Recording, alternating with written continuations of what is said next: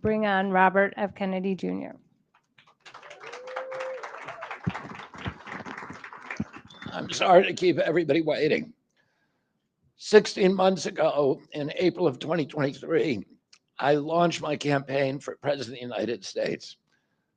I began this journey as a Democrat, the party of my father, my uncle, the party which I pledged my own allegiance to long before I was old enough to vote.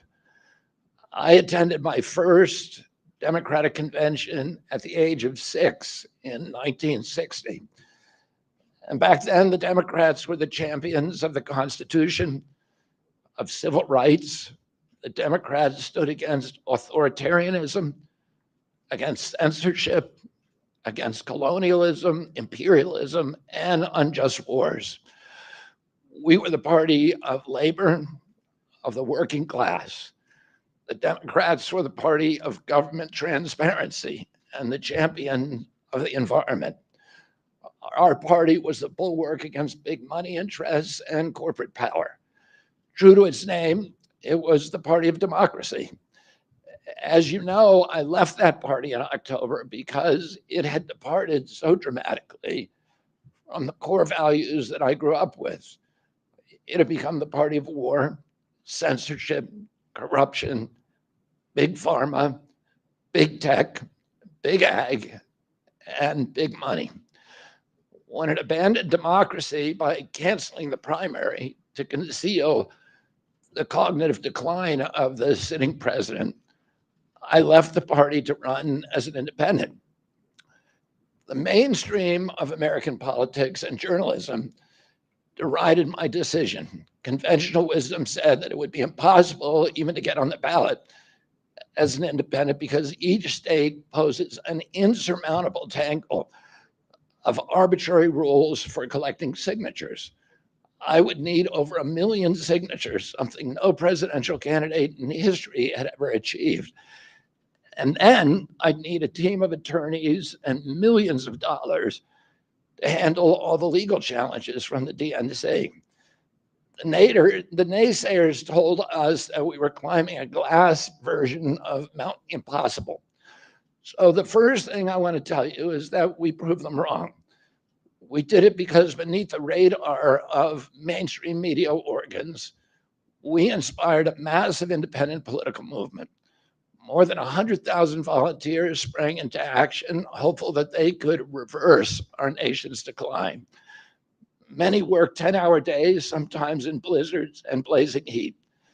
They sacrificed family time, personal commitments, and sleep month after month, energized by a shared vision of a nation healed of its divisions. They set up tables at churches and farmers markets. They canvassed door to door. In Utah and in New Hampshire, volunteers collected signatures in snowstorms, convincing each supporter to stop in the frigid cold, to take off their gloves, and to sign legibly.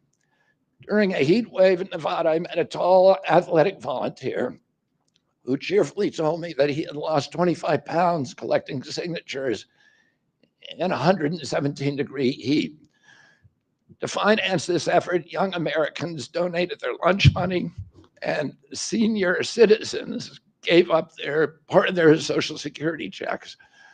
Our 50-state organization collected those millions of signatures and more. No presidential campaign in American political history has ever done that. And so I want to thank all of those dedicated volunteers and congratulate the campaign staff who coordinated this enormous logistical feat. Your accomplishments were regarded as impossible. You carried me up that glass mountain. You pulled off a miracle. You achieved what all the pundits said could never be done. You have my deepest gratitude, and I'm never going to forget that, not just for what you did for my campaign, but for the sacrifices you made because you love our country. You showed everyone that democracy is still possible here. It continues to survive in the press and in the idealistic human energies that still thrive beneath a canvas of neglect and of official and institutional corruption. Today, I'm here to tell you that I will not allow your efforts to go to waste. I'm here to tell you that I will leverage your tremendous accomplishments to serve the ideals that we share, the ideals of peace, of prosperity, of freedom, of health, all the ideals that motivated my campaign.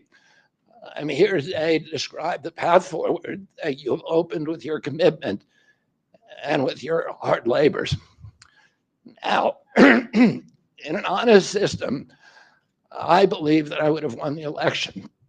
In a system the kind that my father and my uncles thrived in, a system with open debates, with fair primaries, with regularly scheduled debates, with fair primaries, and with a truly independent media untainted by government propaganda and censorship.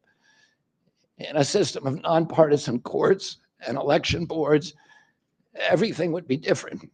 After all, the polls consistently showed me beating each of the other candidates, both in favorability and also in head-to-head matchups.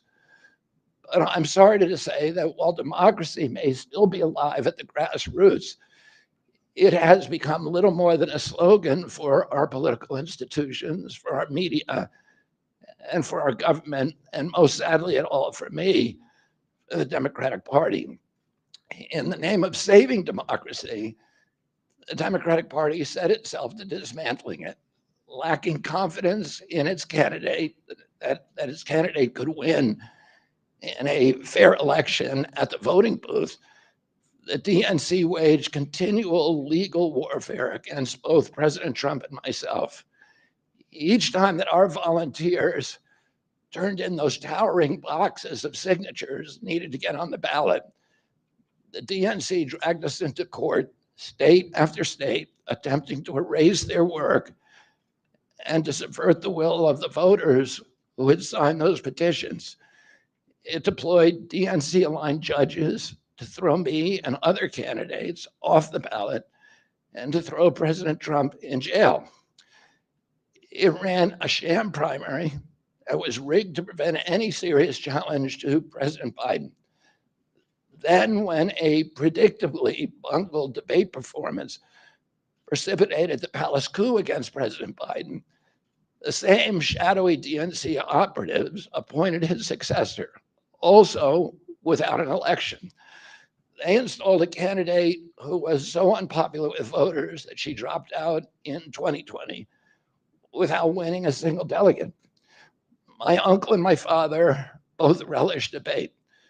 They prided themselves on their capacity to go toe-to-toe with any opponent in the battle over ideas. They would be astonished to learn of a Democratic Party presidential nominee who, like Vice President Harris, has not appeared in a single interview or an unscripted encounter with voters for 35 days. This is profoundly undemocratic. How are people to choose when they don't know whom they are choosing? And how can this look to the rest of the world?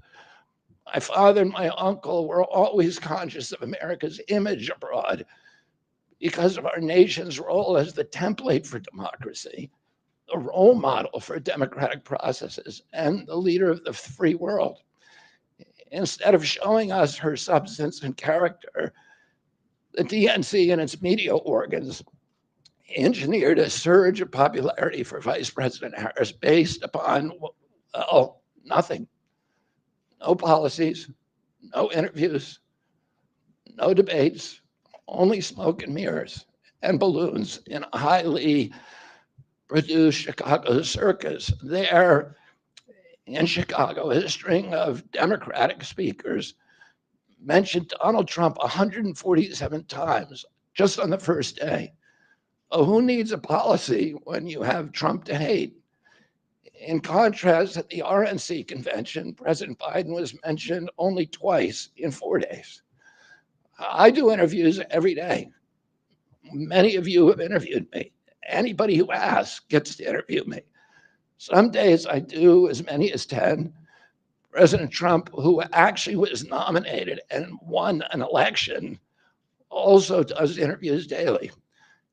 How did the Democratic Party choose a candidate that has never done an interview or debate during the entire election cycle? We know the answers.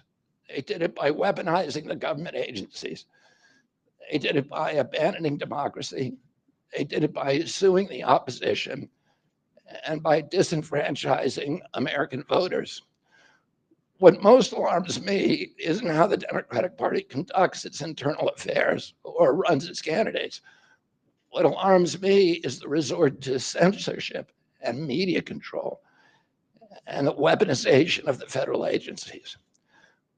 When a US president colludes with or outright coerces media companies to censor political speech, it's an attack on our most sacred right of free expression. And that's the very right upon which all of our other constitutional rights rest.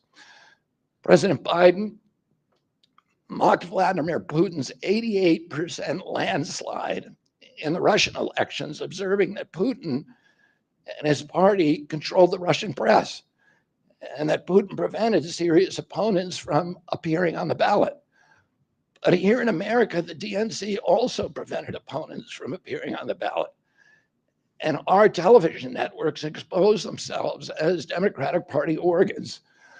Over the course of more than a year in a campaign where my poll numbers reached at times in the high 20s, the DNC-aligned mainstream media networks maintain a near perfect embargo on interviews with me.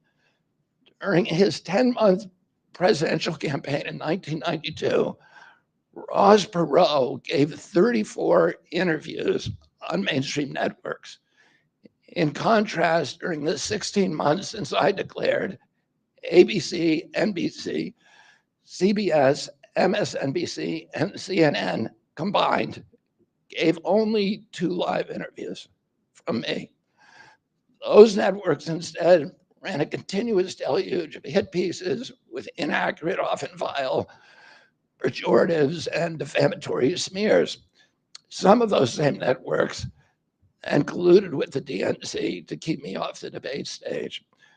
Representatives of those networks are in this room right now, and I'll just take a moment to ask you to consider the many ways that your institutions have abdicated this really sacred responsibility, the duty of a free press to safeguard democracy and to challenge always the party in power. Instead of maintaining that posture of fierce skepticism toward authority, your institutions have made themselves government mouthpieces and stenographers for the organs of power. You didn't alone cause the devolution of American democracy, but you could have prevented it. The Democratic Party's censorship of social media was even more of a naked exercise of executive power. This week, a federal judge, Terry Doughty, upheld my injunction against President Biden, calling the White House's censorship project, quote, the most egregious violation of the First Amendment in the history of the United States of America.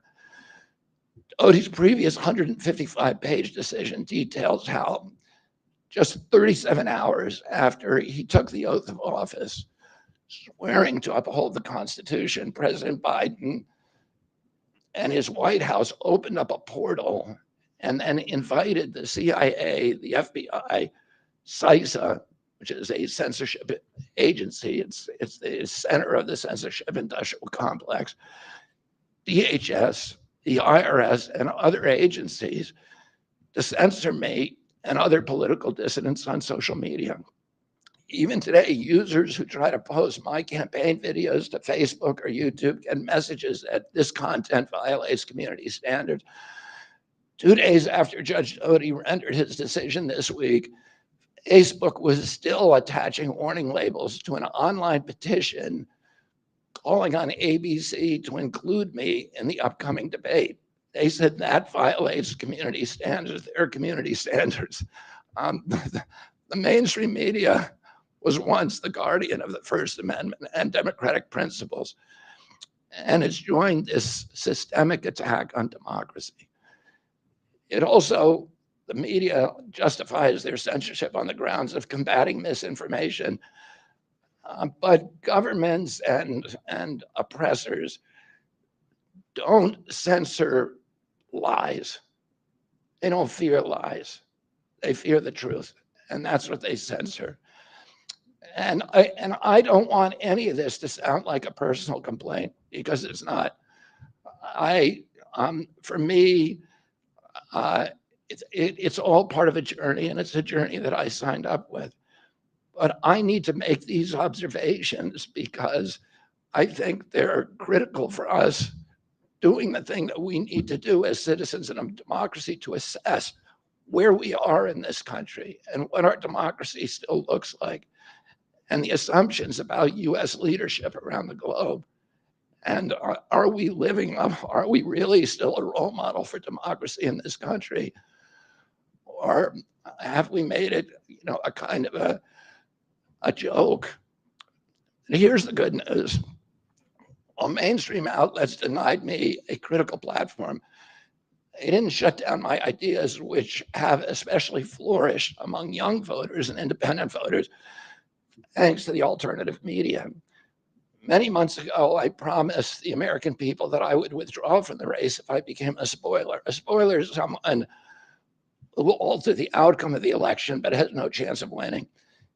In my heart, I no longer believe that I have a realistic path to electoral victory in the face of this relentless systematic censorship and media control. So I cannot in good conscience ask my staff and volunteers to keep working their long hours or ask my donors to keep giving when I cannot honestly tell them that I have a real path to the White House. Furthermore, our polling consistently showed that by staying on the ballot in the battleground states, I would likely hand the election over to the Democrats, with whom I disagree on the most existential issues: censorship, war, and chronic disease. Oh, I want everyone to know that I am not terminating my campaign. I am simply suspending it and not ending it. My name my name will remain on the ballot in most states. If you live in a blue state, you can vote for me without harming or helping President Trump or Vice President Harris. In red states, the same will apply. I encourage you to vote for me. And if enough of you do vote for me, and neither of the major party candidates win 270 votes, which is quite possible. In fact, today our polling shows them tying at 269 to 269.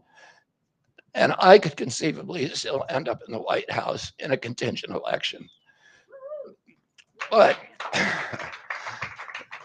in about 10 battleground states where my presence would be a spoiler, I'm going to remove my name. And I've already started that process and urge voters not to vote for me.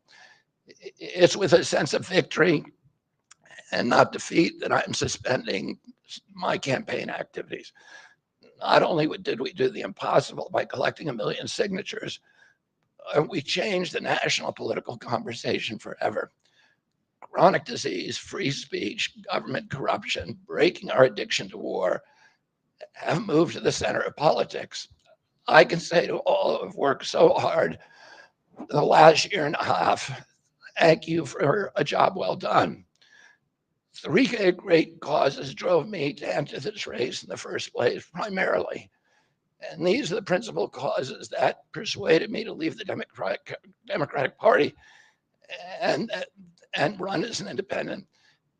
And now to throw my support to President Trump. The causes were free speech, a war in Ukraine, and the war on our children. I've already described some of my personal experiences and struggles with the government's censorship industrial complex. I want to say a word about the Ukraine war. The military industrial complex has provided us with a familiar comic book justification, like they do on every war, that this one is a noble effort to stop a supervillain, Vladimir Putin, from invading the Ukraine and then to thwart his Hitler-like march across Europe. In fact, tiny Ukraine is a proxy in a geopolitical struggle initiated by the ambitions of the US neocons or American global hegemony. I'm not excusing Putin for invading Ukraine. He had other options.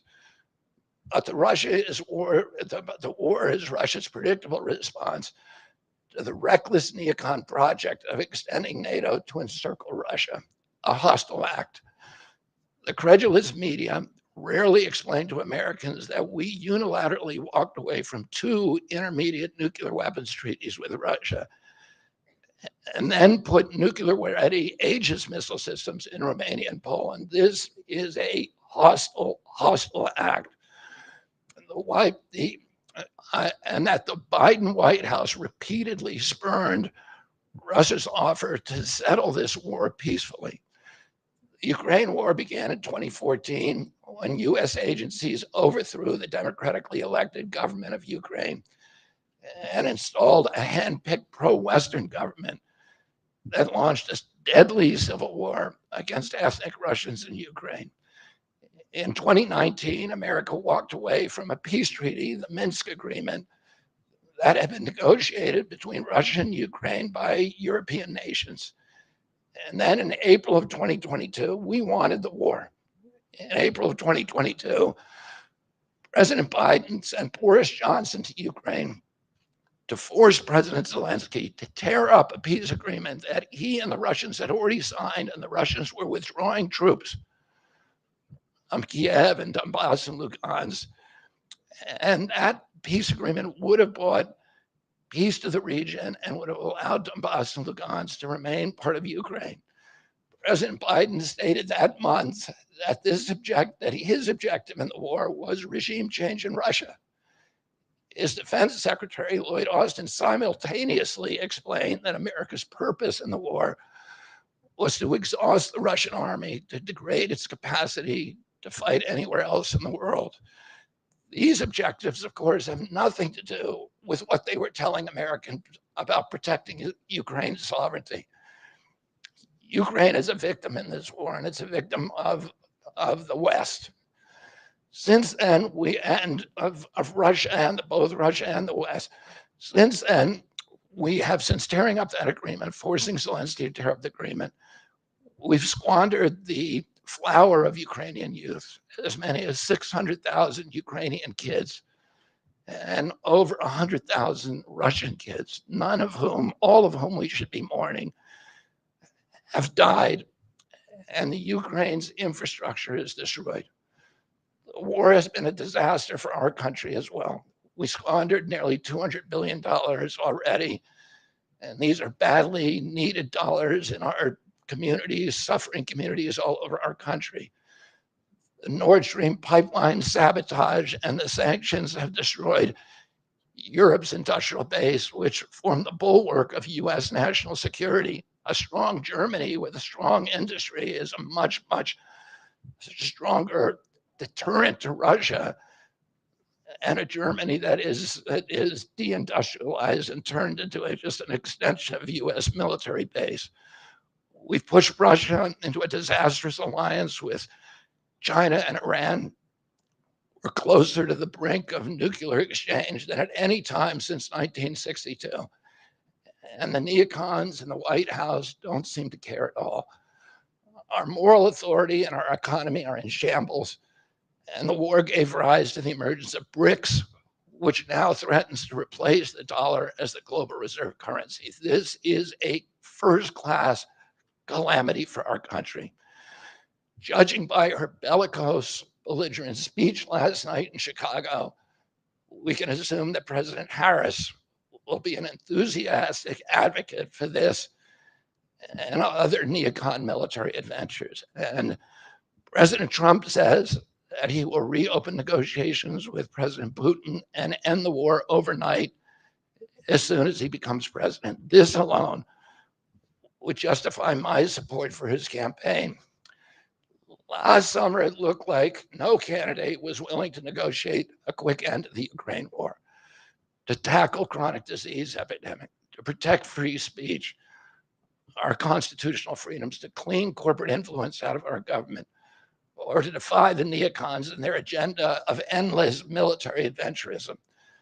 But now one of the two candidates has adopted these issues as his own, to the point where he has asked to enlist me in his administration.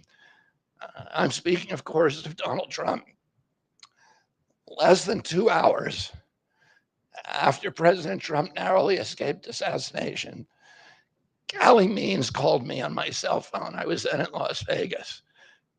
Callie is arguably the leading advocate for food safety, for soil regeneration, and for ending the chronic disease epidemic that is destroying America's health and ruining our economy. Callie has exposed the insidious corruption at the FDA, the NIH, the HHS, and the USDA that has caused the epidemic. Callie had been working on and off for my campaign, advising me on those subjects since the beginning. And those subjects have been my primary focus for the last 20 years. I was delighted when Callie told me that day that he had also been advising President Trump. He told me President Trump was anxious to talk to me about chronic disease and other subjects, and to explore avenues of cooperation. He asked if I would take a call from the president. President Trump telephoned me a few minutes later, and I met with him the following day. A few weeks later, I met again with President Trump and his family members and closest advisors in Florida. In a series of long, intense discussions, I was surprised to discover that we are aligned on many key issues. In those meetings, he suggested that we join forces as a unity party. We talked about Abraham Lincoln's team of rivals. That arrangement would allow us to disagree publicly and privately, and fiercely, if need be, on issues over which we differ, while working together on the existential issues upon which we are in concordance. I was a ferocious critic of many of the policies during his first administration, and there are still issues and approaches upon which we continue to have very serious differences. We are aligned with each other on other key issues like ending the forever wars, ending the childhood disease epidemics, securing the border, protecting freedom of speech, unraveling the corporate capture of our regulatory agencies, getting the US intelligence agencies out of the business of propagandizing and censoring and surveilling Americans and interfering with our elections. Following my first discussion with President Trump, I tried unsuccessfully to open similar discussions with Vice President Harris. Vice President Harris declined to meet or even to speak with me. Suspending my candidacy is a heart-rending decision for me, but I'm convinced that it's the best hope for ending the Ukraine war and ending the chronic disease epidemic that is eroding our nation's vitality from the inside, and for finally protecting free speech. I feel a moral obligation to use this opportunity to save millions of American children, above all things.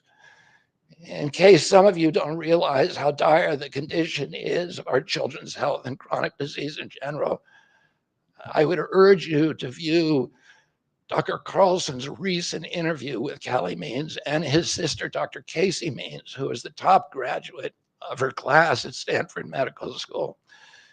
This is an issue that affects all of us far more directly and urgently than any culture war issue and all the other issues that we obsess on and that are tearing apart our country. This is the most important issue. Therefore, it has the potential to bring us together. So let me share a little bit about why I believe it's so urgent. Today, 2/3, we spend more on healthcare than any country on earth, twice what they pay in Europe. And yet we have the worst health outcomes of any nation in the world. We're about 79th in health outcomes behind Costa Rica and Nicaragua and Mongolia and other countries.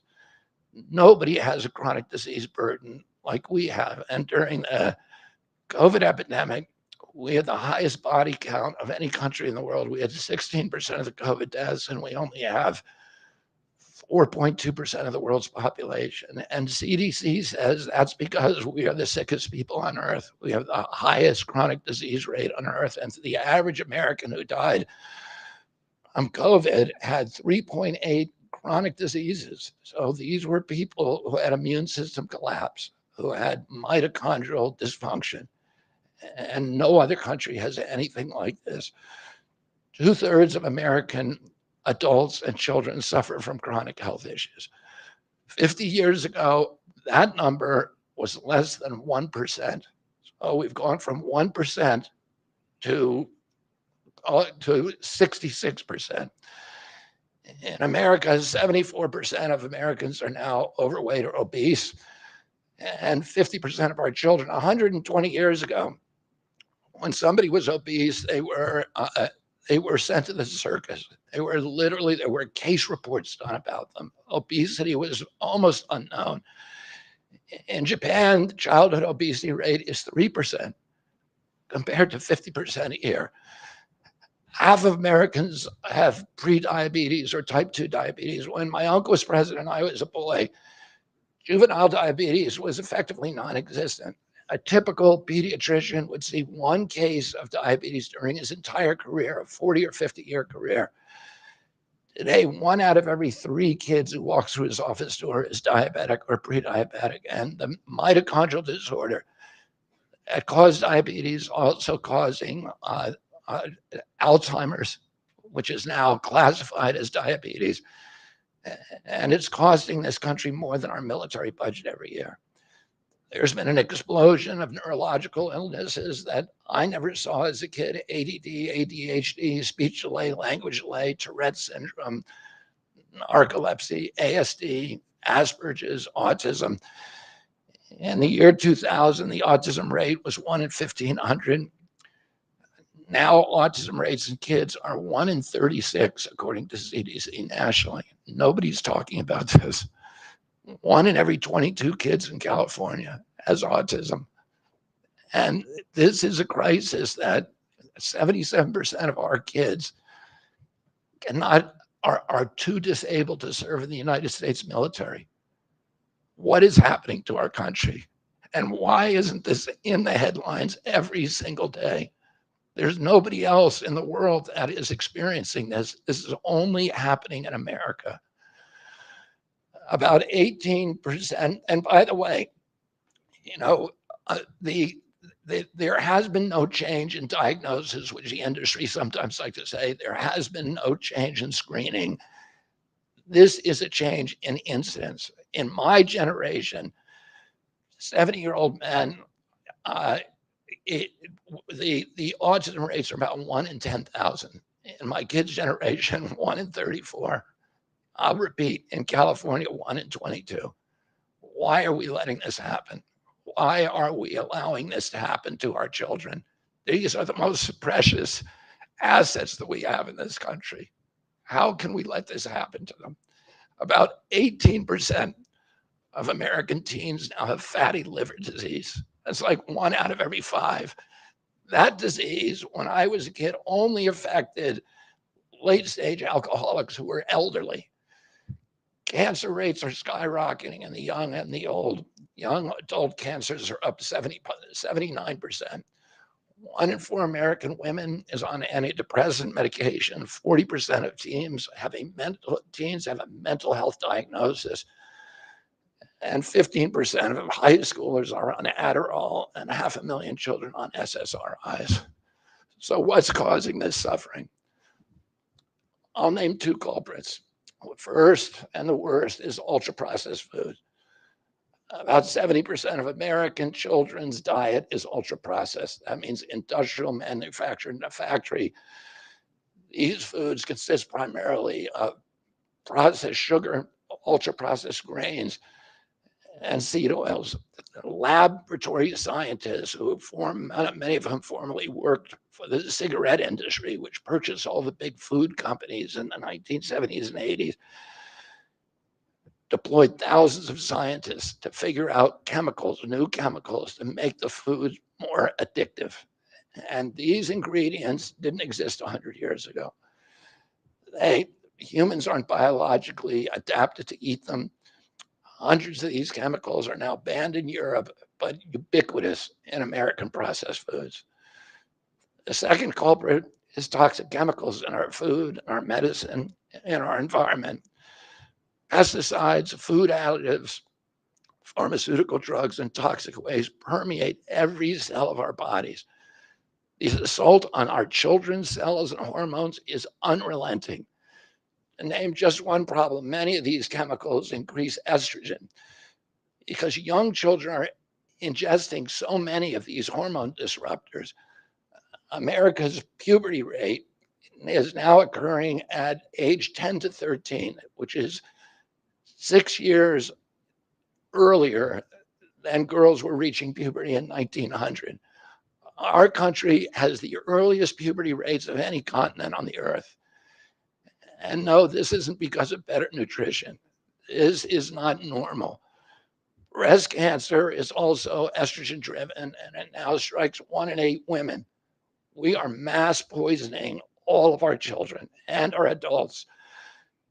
Considering the grievous human cost of this tragic epidemic of chronic disease, it seems almost crass to mention the damage it does to our economy.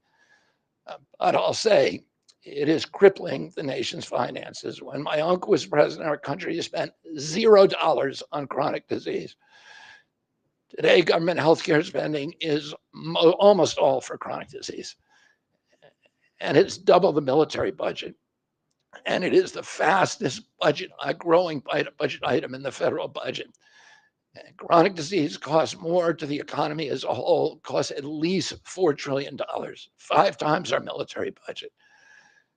And that's a 20% drag on everything we do and everything we aspire to. Poor and minority communities suffer disproportionately. People who worry about DEI or about bigotry of any kind, this dwarfs anything. We are poisoning the poor. We are systematically poisoning minorities across this country.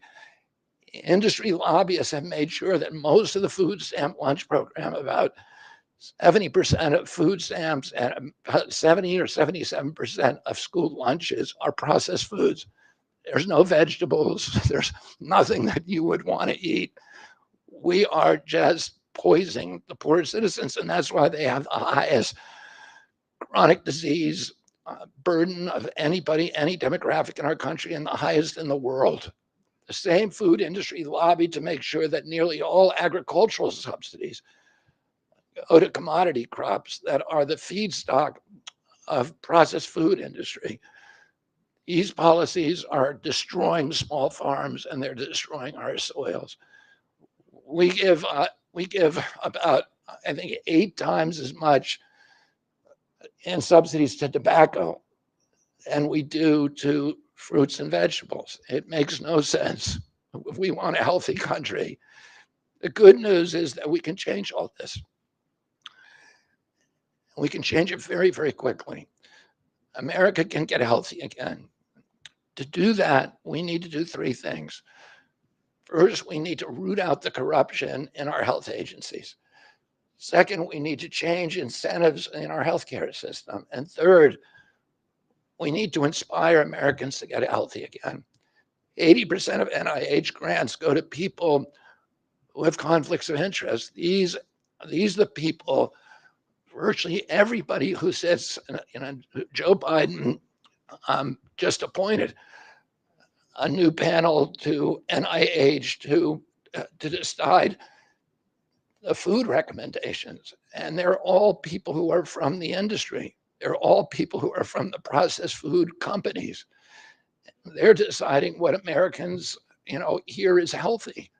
And the recommendations on the food pyramid and what goes to our school lunch programs, what go to the program, the Swiss program, the food stamp programs, they're all corrupted and conflicted individuals. These agencies, the FDA, USDA, and CDC, all of them are controlled by giant for-profit corporations. 75% of the FDA's funding doesn't come from taxpayer, it comes from pharma. And pharma executives and consultants and lobbyists cycle in and out of these agencies with President Trump's backing. I'm going to change that. We're going to staff these agencies with honest scientists and doctors who are free from industry funding. We're going to make sure the decisions of consumers, doctors, and patients are informed by unbiased science. A sick child is the best thing for the pharmaceutical industry. When American children or adults get sick with a chronic condition, they're put on medication for their entire life. Imagine what will happen when Medicare starts paying for Ozempic, which costs $1,500 a month, and it's being recommended for children as young as 6, all for a condition, obesity, that is completely preventable and barely even existed 100 years ago. And 74% of Americans are obese. The cost, if all of them took their Ozempic prescription, is $3 trillion a year. This is a drug that is made by Novo Nordisk, the biggest company in Europe. It's a Danish company, and the Danish government does not recommend it. It recommends change in diet to treat obesity and exercise. And in our country, the recommendation now is for Ozempic to children at age 6. Novo Nordisk, the biggest company in Europe, and virtually its entire value is based upon its projections of what it's going to sell, of the Ozempic it's going to sell to America.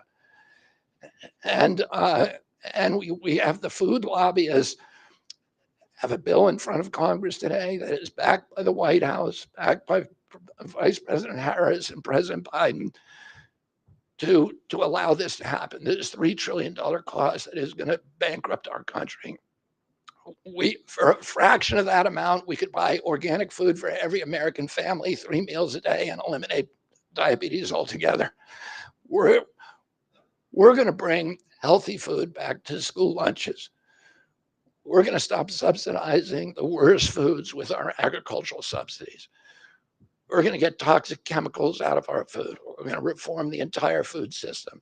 And for that, we need new leadership in Washington, because unfortunately, both the Democrats and the Republican parties are in cahoots with the big food producers, Big Pharma and Big Ag, which are among the DNC's major donors. Vice President Harris has expressed no interest in addressing this issue. 4 more years of Democratic rule will complete the consolidation of corporate and neocon power, and our children will be the ones who suffer most. I got involved with chronic disease 20 years ago, not because I chose to or wanted to. It was essentially thrust upon me. It was an issue that should have been central to the environmental movement. I was a central leader at that time, but it was widely ignored by all the institutions, including the NGOs, who should have been protecting our kids against toxins. It was an orphaned issue, and I had a weakness for orphans. I watched generations of children get sicker and sicker. I had 11 siblings, and I had 7 kids myself. I was conscious of what was happening in their classrooms and to their friends, and I watched these sick kids, these damaged kids. In that generation, almost all of them are damaged. And nobody in power seemed to care or to even notice. For 19 years, I prayed every morning that God would put me in a position to end this calamity. The chronic disease crisis was one of the primary reasons for my running for president, along with ending censorship in the Ukraine war. It's the reason I've made the heart-wrenching decision to suspend my campaign and to support President Trump. This decision is agonizing for me because of the difficulties it causes my wife and my children and my friends. But I have the certainty that this is what I've meant to do. And that certainty gives me internal peace, even in storms. If I'm given the chance to fix the chronic disease crisis and reform our food production, I promise that within 2 years, we will watch chronic disease burden lift dramatically. We will make Americans healthy again. Within 4 years, America will be a healthy country. We will be stronger, more resilient, more optimistic, and happier. I won't fail in doing this. Ultimately, the future, however it happens, is in God's hands and in the hands of the American voters and those of President Trump. If President Trump is elected and honors his word, the vast burden of chronic disease that now demoralizes and bankrupts the country will disappear. This is a spiritual journey for me. I reached my decision through deep prayer, through hard-nosed logic, and I asked myself, what choices must I make to maximize my chances to save America's children and restore national health? I felt that if I refused this opportunity, I would not be able to look myself in the mirror, knowing that I could have saved lives of countless children and reversed this country's chronic disease epidemic. I'm 70 years old. I may have a decade to be effective. I can't imagine that President Harris would allow me or anyone to solve these dire problems. After 8 years of President Harris, any opportunity for me to fix the problem will be out of my reach forever. President Trump has told me that he wants this to be his legacy. I'm choosing to believe that this time he will follow through. His son, his biggest donors, his closest friends, and all support this objective. My joining the Trump campaign will be a difficult sacrifice for my wife and children, but worthwhile if there's even a small chance of saving these kids. Ultimately, the only thing that will save our country and our children is if we choose to love our kids more than we hate each other. That's why I launched my campaign to unify America. My dad and uncle made such an enduring mark on the character of our nation, not so much because of any particular policies that they promoted, but because they were able to inspire profound love for our country and to fortify our sense of ourselves as a national community held together by ideals. They were able to put their love into the intentions and hearts of ordinary Americans and to unify a national populist movement of Americans, Blacks and whites, Hispanics, urban and rural Americans. They inspired affection and love and high hopes and a culture of kindness that continue to radiate among Americans from their memory. That's the spirit on which I ran my campaign and that I intend to bring into the campaign of President Trump. Instead of vitriol and polarization, I will appeal to the values that unite us, the goals that we could achieve if only we weren't at each other's throats. The most unifying theme for all Americans is that we all love our children. If we all unite around that issue now, we can finally give them the protection, the health, and the future that they deserve. Thank you all very much.